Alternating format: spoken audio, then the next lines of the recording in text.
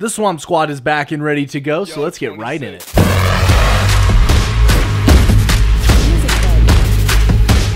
I hope that everyone has been doing well while I've been away. Thank you for staying loyal and still subscribing and watching the videos. Long story short, my wife is pregnant, we are remodeling the house, and my day job has been hella stressful. But now I am back, so let's just jump right into this video breakdown for playing Apex Legends as Bangalore. As always, at the bottom of your screen, you will see chapters that will guide you to parts of this video that interest you the most and that you will actually care about. So the people wanting to get better with only her tactical usage or only techniques based around her ultimate, or just wants to know more about her and improve overall, the chapters will help you get where you need to go. So let me just break it down for you. First, we will talk about her lore and get to know her background just a little bit better. Second, we will get into the type of legend she is and all of her skills before handing out the tip. 3 will be about her tactical smoke canisters. 4 will be about her Rolling Thunder ultimate, also known as the Creeping Barrage. 5, we will finally begin talking about how to use all of this information together for efficient gameplay across all play skill levels, from beginners all the way to professionals. Now again, I'm going to be going into depth in each category, so pay attention to the chapters down below. Once I've talked about what you want to know, go ahead to the next chapter, don't waste your time.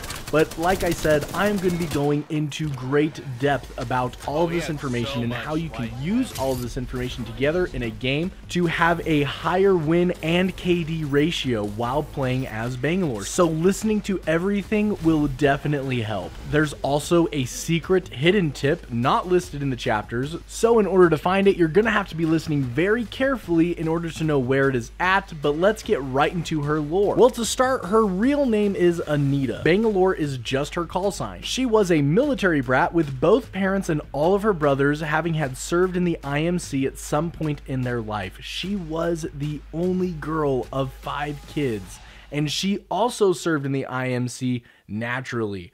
She joined and was top of her class while being the only one that can completely disassemble the Peacekeeper and reassemble it, hop up and all, in under 20 seconds blindfolded. But why did she join the Apex games? Why go from serving your planetary militia to playing for money? Especially with all of the military history, why did she leave and start playing the Apex games? Well, in the months following the battle at Gridiron, the IMS assault vessel Hestia was attacked by unknown assailants while Bangalore and her brother were on board. A bomb placed in the outer hull blew a chunk out of the spaceship, but not before Jackson shielded her, sacrificing his own life to save hers. Bangalore watched helplessly as Jackson was sucked out into the vacuum of space. After crashing on a syndicate planet, Bangalore looked for both work and her brother she refused to believe was dead so that she could bring him home. So to earn money, she fights in the Apex games to return what remains of her family back home. Her history and lore plays a huge part into her abilities, so let's start with her passive. She has 2 passive abilities. Her one that is listed on all of the wikis and that everybody knows about is Double Time. Double Time activates once you are fired upon by bullets or grenades, giving you a 30% increased run speed for 2 seconds. This is huge because in a firefight, everything tends to slow down while speeding up at the same time.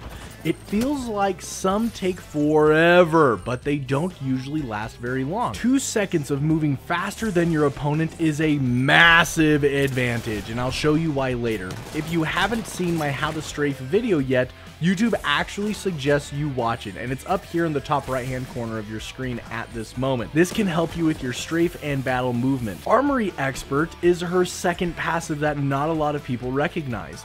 It is manifested whenever you ping a weapon, grenade, armor, shield, and almost anything non-consumable, and she'll give you a breakdown as to how it is beneficial for you to have in your inventory or why to use it. R99 here. Crazy rate of fire. Eats anything you run it. It isn't a long breakdown, but it gives you a good idea. This is perfect for beginners because if you don't know much about the weapons, pinging everything before you pick it up can help you keep your weapons straight, so I recommend you actually start playing this game as Bangalore so that you can wrap your head around what can benefit you best in your style of gameplay. But that's it for her passive abilities. Let's get right into her tactical. Her tactical ability is her smoke launcher. It fires a high velocity smoke canister that explodes into several smaller smoke canisters, and then they explode into a smoke wall on impact.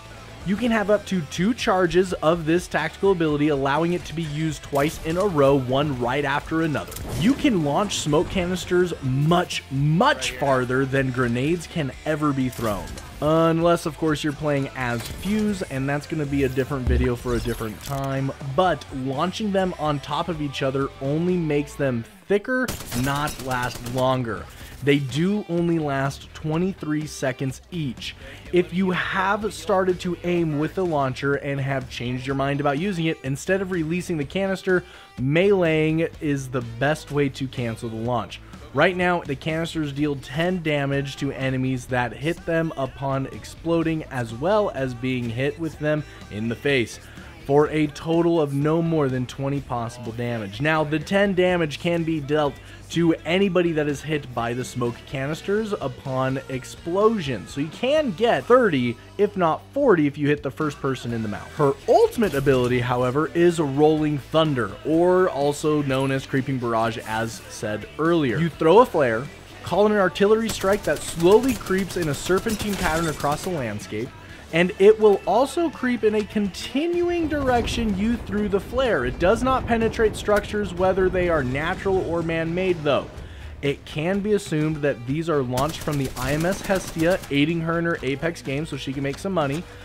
And since they land in this sequential serpentine fashion, they also explode in that same fashion. They will deal up to 40 damage each and slow whoever is hit by them. Allies may not be damaged, but they will still feel the effects of the slow debuff. The debuff will vary from person to person depending on how close they were to the missile. Okay, so how do we use all of these abilities to get better? Let's start off with the simplicities and what few may call the obvious tips about how to use her smoke canisters. The first tips that come to mind are how to use your smoke canisters while recovering from a fight. You can do this mid-fight as well, but your smoke doesn't stop bullets, so use it to help you get behind a wall or other type of cover. You use the smoke to cover yourself and your teammates while in a firefight, or right after a firefight so that you can heal up. A better way to use it at the beginning or even in the middle of a fight is to actually launch it at your enemies. Yes, they have to choose to do one of 3 things, and that's it. The first being to either push you if they think they are the superior marksman, or if they have a fully loaded Spitfire, or as some others like myself might call it, a fire. That takes 0 skill to use, but deals a ton of damage for 1 clip.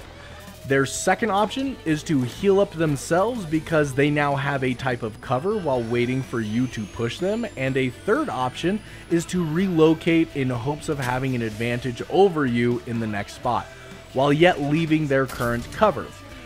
If you could think of other options that they could have, please comment them down below. I'm always open to new ideas on what you think those might be to help others out on what to expect. If you think that you are superior in the marksman category though, or if you have a Spitfire, pushing into an enemy team that you just smoked out might not be a bad idea, especially if you have a Bloodhound on your team or a Digi threat on a pistol or SMG, because you will be able to see them through your smoke very easily. It's the whole point of that attachment. Bangalore and Digi threat was just a match made in the Outlands freaking heaven.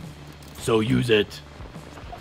Now you can also use smoke to revive downed or respawn dead team banners and loot boxes that are found in the open as well. Just remember, you only have a little over 20 seconds per canister to accomplish your goal.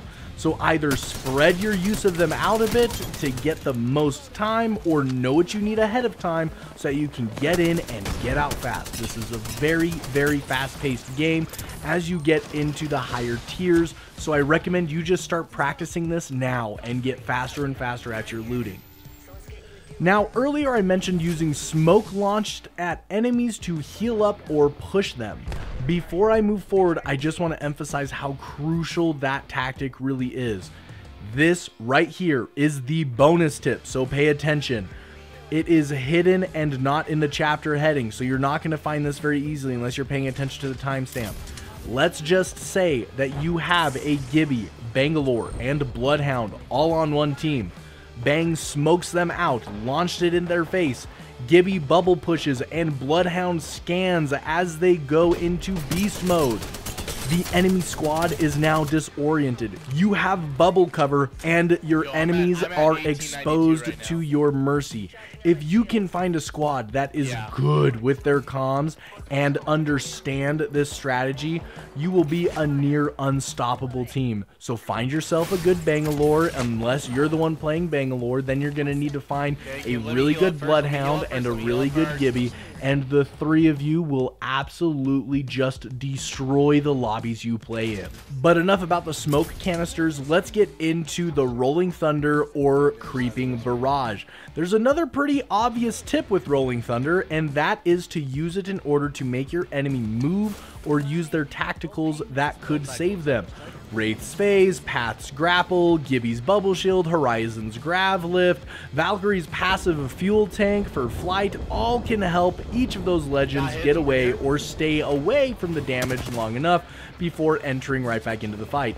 But when wasted, it will either expose them right afterwards while using it, or make it so that they can't use it for a while during their fight with you, giving you another advantage. If you use a similar strategy as to the bonus tip I just mentioned not too long ago, you will have another huge advantage.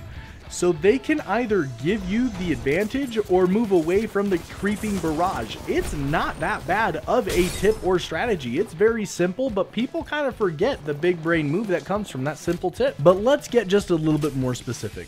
Let's say you're fighting up against a wall or a cliff and you're facing parallel against it fighting another team. You're going to want to throw that massive, amazing barrage of Rolling Thunder parallel to that wall. But you want it to be far enough away so that they don't want to move away from the wall. You're kind of holding them contained. If you, again, only if you feel like you have an advantage, whether it's positioning or marksmanship, you want to keep them corralled in. Now, they have to choose if they're going to stay corralled or take the damage and the slow debuff in a firefight. So either way, again, if you have the advantage, you have to make them choose on which direction they're going to go. And if you've taken my Improve Your Aim guide that I have up in the top right hand corner of the screen, they are going to be absolutely slaughtered no matter which option they take. Now let's say you're caught pants down in the middle of nowhere and you need to get to cover and you're starting to take fire.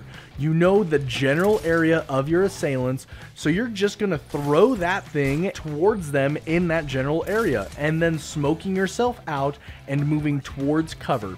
This is a very, very useful way to use your ultimate because you usually push a team if you have an advantage. But if you lose that advantage of better position, then you end up making them think twice before pushing you so that you can get to the better advantage.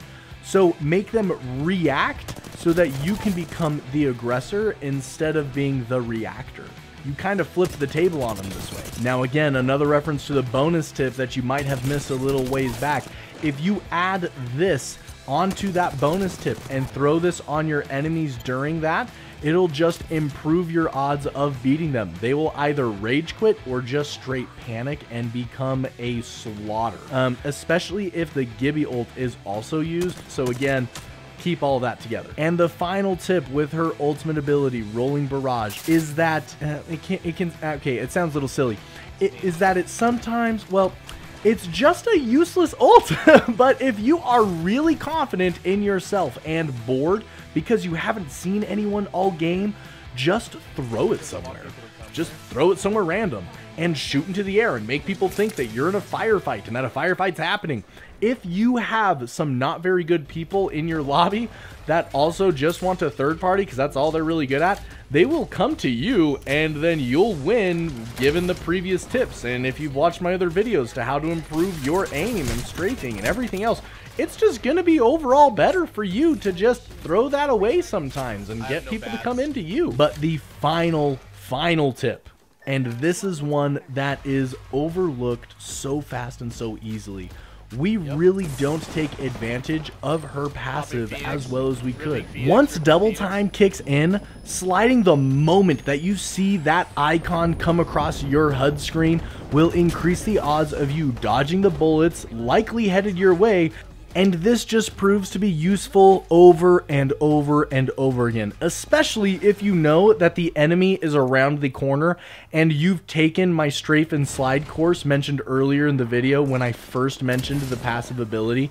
So using this passive and sliding the moment you come through a doorway, knowing where your enemy's at, and you've practiced aiming while slide shooting, you're just, again, it's a slaughter. Slaughter is going to be my favorite word for this if you play as Bangalore. It's just going to be a massive slaughterhouse as your arena. Now, I've mentioned my courses a few times. They're all free. They're all on my channel. If you want to keep up with all of my courses and know when I put out another tutorial video, now would be a good time to join the Swamp Squad and subscribe, as well as caress that bell icon so that YouTube tells you when I release my next video. And of course, if you enjoyed anything from this video, felt like you learned something, or just want to give to a small content creator, giving this a thumbs up sure helps others that are trying to get better at the game as well.